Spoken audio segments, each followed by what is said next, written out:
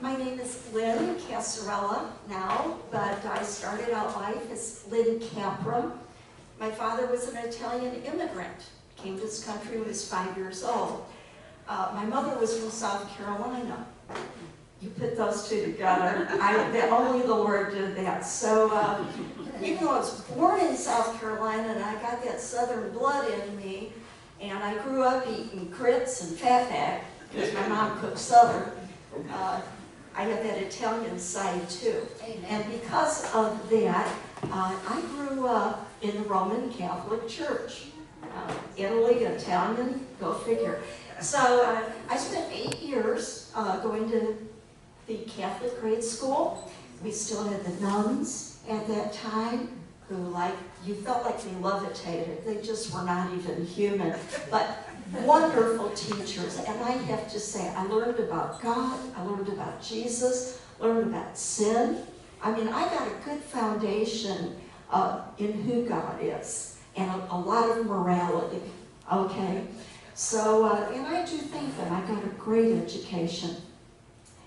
Now, my life is divided into two halves when I look at my before marriage life. When I was a child, I had a very sweet, loving mother. Things were a little different. My parents were older. They had gone through the Depression. My dad had served in World War II. All right, so they were tight-fisted with their money, and they were old-fashioned with their values. So I grew up in a real strict house. But with my mom, I was around 12 years old when my mom went through the change. And I guess she never heard of hormone therapy. But all I know is I went from having a sweet, kind, loving mother to having a horrible woman as my mother. Very mean, very hateful. She made my dad and I miserable. Now, I'm an only child, so it's just my dad and I in the house. I had nobody to go to talk to about what was going on, and just have to say, it was not the best way. I will say I've always regretted I didn't have a brother or a sister, but that's the way it is, all right? You make the best of it. So I kind of got two lives. When I went to school, I had friends. I had a good time. I loved school. But then when I went home to prison. And I'm sorry, sounds that way. Not that she beat. She wasn't physically. She was verbally abusive. So what did I do? I did homework. So I really got good grades and stuff, but I had no social life. Nobody could come over. All that kind of stuff that girls usually do, that just wasn't there. And my mom knew how to be real sweet, so that my friends would say, oh, your mom's such a nice, I'm like, yeah, you don't live with her. But, you know, and of course you think, oh, teenagers. I'm just saying that was a miserable time in my life. At the end of high school, I met my husband.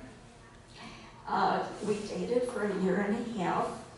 Things were going great until we got engaged, and then his dad called my mom, two that should never have talked to each other, and said, no way my son's getting married in a Catholic church. And my mom was, rawr.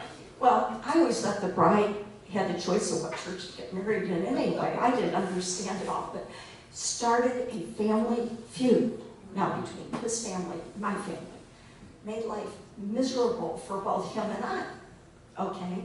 So finally we just said, by this time now, I'm a freshman in college. He had already gone to vocational school, so he was working, and we just said, well, let's get married. We just can't put up with all this stuff. Let's just solve it by getting married. So we went to visit the priest, of course, because I was the one who went to church. You know, my husband had kind of been brought up real loose, you know. So go to the priest, and he says, oh, no, this is not good, and you need to go through marriage classes, and I have to meet with your families. And I was surprised at myself at this time. Now, remember, I've always been the good little girl, toe the line, do what's right.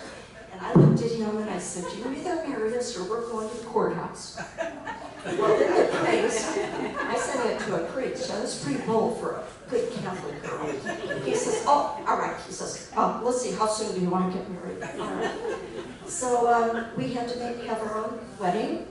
There were like 6 people in the church there. I didn't, of course, my mother would not give me a wedding. So what every girl had dreamed of, that was just gone. But I went out, bought my own wedding dress, and yes, it was a mini dress. 1971. Came up to it about here. Anyway, my husband went out and bought a new suit, and we got flowers for our best man, our maid of honor. We had our own wedding. So we did get married that day in the Catholic Church, and then 4 hours later, we got married again at his parents' church, because my husband was only 20, and the only way they'd signed a permission for us to get married was if we came to his church and got married. So we got married twice in one day. Not a great start for a marriage, is it? Just showing how God is. So, all right, so we go about 9 years between getting married before we had our first child, and when we would go to church, of course, we went to the Catholic Church. I was very religious. I still held to that. My husband would come with me sometime, but he was very irreligious. I remember one time, the priest is up there doing the most sacred part of the Mass. Oh, he has a chalice and a paten in the cloth that he's waving and praying. And my husband leans over and says, when does he pull the rabbit out of the hat? Now, I didn't know whether to laugh at him because it was funny or hit him because it was so irreligious. But I mean, he did not buy it, but he respected me enough to do it. So I knew there was there was no problem till we started having children. And then by the time we had, first we had the child, we got godparents, had the child baptized, in the Catholic Church. But he and I were kind of like, you're a Catholic, but he says, I'm really nothing, but kind of Protestant. So he said, it's not going to be good for the kids, going back and forth. So he says, I decided I'll join the Catholic Church. And I'm like, wow, this is really, he says, I want us to be one faith family. Now, I want you to see through this, God is working, all right? He goes through the classes, and at the end of the classes, he says, Lynn, I just can't buy all this stuff. I said, it doesn't matter. Most Catholics don't buy all this stuff either. Just nod your head, say yes, let them baptize you, and everything will be fine. Sorry guys, I wasn't saved, I thought that was okay. So, he did that, he became Catholic, he got baptized, by the priest, sprinkled, blah, blah, blah. All right, around this time, God has a man he works with who was a very outspoken Christian, but he happened to be a real likable guy and a real athlete, and my husband was an athlete, so that appealed to him. So he and this guy started playing racquetball after church. They were in a volleyball club, bonding, right? One day, he comes home and says, hey, this guy asked me if I'd like to study the Bible. And I told him, yeah, I'd like to learn something about the Bible. Okay, now switch to Lynne's side. Right around this time, God had sent 2 Jehovah's Witnesses to my front door. And my mom always said, oh, honey, be nice to them, listen to them, give them a dime for their track. So I invited them in the house, and we had a discussion. And we ended up in an argument because they're trying to tell me that at the end of life, if you haven't been good, you just cease to exist. And that is your punishment. And I said, wait a minute. How is that punishment? They go, because you could be living in paradise with us. I said, if I'm dead and I don't exist, I won't know what I'm missing. So anyway, but they left the house. I was angry, okay? Because what I would say was just what I'd been taught, what I believe God said. They had a Bible. would turn to their Bible and say, well, see, read what it says here, read it. And they left the house that day, and I thought, okay, these people are bonkers. I don't buy any of what they're trying to sell me, but I've never read the Bible. So I'm going to read the Bible because I'm going to prove them wrong. I know it's in there. I can show them. This is not right. So I got a Bible. I read Genesis. I read Exodus. I got to Leviticus, and I put the Bible down. I just didn't get anything out of that book. All right, now this is exactly the point in time my husband comes home. This guy wants me to have a Bible study. So I go, okay, how are you going to do it? He says, well, he's getting this book, and we're gonna. It's one of these books where they ask you a question, they give you a scripture verse, you write down what the Bible's saying. Okay, great. I said, give me a book too. And he says, we're going to meet on Thursday at lunch. I go, good. When you come home on Thursdays, we'll get the boys in bed, and then we'll go over it together. I just started did not know it, the worst 6 months of our married life. Every Thursday, he would come home, and when we sat down at night to go through that, and I would start arguing with, but that can't be what it means. That can't be what it says. Now, guess what the study was on? Salvation. And I would go, no, that's not what I was taught. That's not what I believe. Now, understand something. I knew what it cost Jesus. Because I will say this, the Catholic Church does a wonderful job of explaining how much it hurt Jesus, how much he suffered, what it cost him. And of course, you're in a Catholic church, you're looking at a cross every day with Jesus up there suffering. Crown of thorns, blood. They do a good job. They even have the Stations of the Cross on the wall. So you know everything that Jesus suffered. So that wasn't, it was, how do you get it? That's where I was having trouble. Now there's another thing happened around this time. The Catholic Church started a new way to do confession. You didn't have to go into the little door with a box and pull the curtain, You went face to face to talk to the priest. Now, another thing God's working in my life. I go in there and I tried to go through the confession thing, and I finally stopped, and I just said, okay, I gotta tell you, I'm never coming back to confession again. And the priest goes, well, why? I said, because it dawned on me. I've been going to confession since I was a little girl, and I've been coming faithfully, and I'm still confessing the same sins now I was confessing 10 years, 20 years ago. I'm not getting any better. I said, I come in here and I am really sorry for what I did. I don't want to sin, but I'm not getting any better. I said, God must think I'm the biggest hypocrite, and I'm not going to be a hypocrite. So I said, John, tell me God, I'm so sorry, I won't do it again. And the next week, I'm doing it again. All right? Now, God knows we're only human and we're going to sin, and he blah, blah, blah. And so I nodded my head, and I walked out the door, and I thought, I'm never coming back again. This was it. So what God was showing me was, I was at the end of myself. Here I had spent my whole life trying to be good, keeping the rules, obeying the laws. And yet, when it came to my sin problem, I was not one step better than I had been as that little child. And God really brought that down on me. So I thought, oh, God thinks I'm this big hypocrite. Well, all right. So we start going through Bible study together.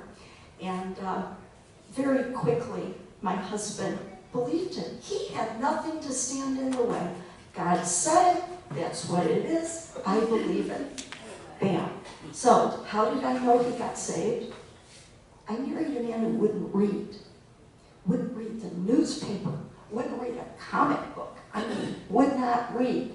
The next thing I know, he buys a light, attaches it to the headboard of our bed so he can read the Bible at night before he goes to sleep. Had my husband changed? Yes. So that was what I saw. Some of the other men around him saw it, things like that. But going back to me, so that summer, I get a letter in the mail from this guy who's doing Bible study. His church was having a summer camp for families. And, we had young kids. We didn't have much money, and we could afford it. So my husband comes home, and I go, look, we can go to this church summer camp at Tim's church. He goes, oh, he sent it to you, huh? Tim had been asking Randy. I thought, no, we're not going to go. So we go to the summer camp, Christian family camp. And I will tell you, beautiful testimony to me. I had never been around mostly believers before. I was amazed that nobody got mad and cussed. Of course there was no alcohol. That didn't bother me. We weren't big into drinking. But it was the absence of the anger and the mean words and the cussing. I mean, that made an impression. But wait till you get this. The last speaker at camp was a former nun. A nun. All right? Now, if you know anything, a Catholic nun or a priest are on the highway to heaven. I mean, that's their ticket to definitely get in. But if they ever leave it, they are excommunicated and they're going straight to hell. Okay? This nun actually left the Catholic Church. Well, she gave her testimony, and what it amounted to was she realized she was working, and not getting any better. Yeah, okay. And then she started reading the New Testament, and she found something different in there. And she believed it. And because of that, she put her trust in Jesus, and she just had to leave the nunhood. Well, that bothered me, but I wasn't upset with her, but I was just like, you can imagine, how could you do that? Wow, that really hit me. But before we left camp, and this was the key, the lady who was the wife of the man that was Randy's friend said, do you have any questions? And I said, yeah, it all comes down to this. I now understand totally what Jesus did. But I said, I don't understand how he's going to just give it to me for asking. You see, I grew up, all of us, all right, nobody gives you something for free. There's always strings attached, okay? She said, Lynn, I don't think you understand what a gift is. She did this little demonstration. I won't go through it all right now, but it was the idea that to give a gift, I have to buy it, I have to pay for it, it belongs to me, and then I offer it to you with no strings attached. That's a gift. All of a sudden I read, you're right, I didn't know what a gift was. Do you know even Santa Claus doesn't give gifts? You have to be good, you've got to earn it. He brings rewards. It dawned on me, this is what oh my goodness, and when it came to gifts, it was always obligations. Well, they gave you a gift, so you owe them a gift when you... It blew my mind. I didn't know what a gift was.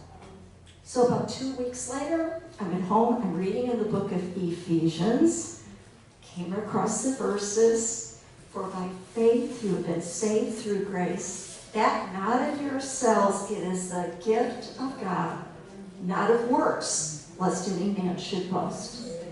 And at that moment, it's like the puzzle pieces came together and I saw the picture clearly. And at that moment, I just put my trust in Jesus. I didn't pray a prayer. I didn't know the sinner's prayer. It wasn't anything like that. It was just, I get it, God. I get it. And yeah, I believe this. That was it. Now, and after that, took about 6 months. We left the Catholic Church because I told my husband I was starving to death, because once I got saved, I wanted to learn the Bible. I mean, I had such a hunger, such a passion to learn the Bible. All right? I've been starved all my life. I knew the stories. I did. So, after I said, we gotta go to a church that teaches the Bible. And I remember looking at me saying, oh, thank God, I didn't think I could keep going here much longer. But he was a good guy about that. Now, and of course, then our life goes on. We stayed in church, we started serving, became Sunday school teachers, learned about child evangelism fellowship, grew in the Lord, served even with a Korean church, a Chinese church, ran the chapter for CEF in our local area for about 6 years. So yeah, and then since then, just kept on doing things. Now, here's what I want to share with you before I leave you today. So here's how God, he used the Jehovah's Witnesses and some guy my husband worked with, brought it all together and brought us to the Lord. Last night, before I went to bed, my son called me late. And I said, oh, I'm giving my testimony tomorrow. And he goes, Mom, don't just give the standard testimony. What do you mean? He says, well, you got to tell them about what you went through. And he started talking, and what he said, though, that really struck me, and I want to share with you. This was my hellraiser. 3 sons. One who, in his teenage years, you name it, he did it. Okay, there was a baby born that had to be adopted. We went to court. I mean, we went through a lot of really hard, and this is while we're working in CEF, trying to lead a Christian ministry. Just a whole lot of things. And then when he was 16, I gave him back to God, and God brought him back to his senses, turned him around. But here's what he said to me that I want to share with you. He says, Mom, I remember as a young child how much you and Dad fought. And boy, just opened up a bank of memories I didn't want to remember. And it was true. He says, I would remember Dad would get so mad, he'd get in the car and leave the house. And I was so worried, is Dad going to come back? And I remembered one night, after Randy had left, I went in the bedroom to check on the boys, and this one was crying. And I said, what's wrong? And he says, Mom, are you and Dad going to get divorced? And I said, no. Both of us believed you never, ever get divorced. You fight it out till the day you die. Okay, my parents fought, his parents fought. Fighting, we thought, was normal in marriage. Want you to know. But divorce was not even an option, so I didn't realize that my kids, this is what they're thinking. He said, then he says, all those years that I really made it hard for you and Dad. And I said, oh yeah. He says, do you know the one thing that kept me from finally just going off the deep end? He says, do you want to know the one thing that brought me back to God? And I said, well, you never really talked about it. He said, because I witnessed God change you and Dad. He said, after Dad got saved and you got saved, we started going to a church where we had to buy Bibles and learn the Bible. He said, I watched you and Dad change. I watched your marriage change. I watched you start going out there and giving yourself to others, working with others. He said, I watched you guys having a Bible study with your neighbors so they would know the Lord. And he says, then you got in that Christian ministry. And he said, it was the change I saw God do in you and Dad. He said, you had more grace. He said, I watched your tempers and your personalities change. And he said, that was what held me. I could not deny what God had done to you and Dad. And the kind of people you were compared to the kind of people that you have been. And so that's what I want to leave you with today. Number one, God can use anybody to bring you to the Lord, even the Jehovah's Witnesses, okay? The other one is God does change you when he comes, even though I didn't see it myself so much until my son was talking this. I'm like, see, was coming so gradually with us, I didn't realize it. I didn't see it in myself until he told me that last night. And I had never realized that and we were so in love with God, just wanted to please him, and didn't realize how it was witnessing to our sons. So I leave you with that. God does grab hold of us any way he needs to go about it, and he changes us. And I want to tell you, that was 40 years ago that I believed in God. My heart has never changed. I still have a great thirst for his word. I have a desire for God. I have a desire to tell others about him and to want to live for him.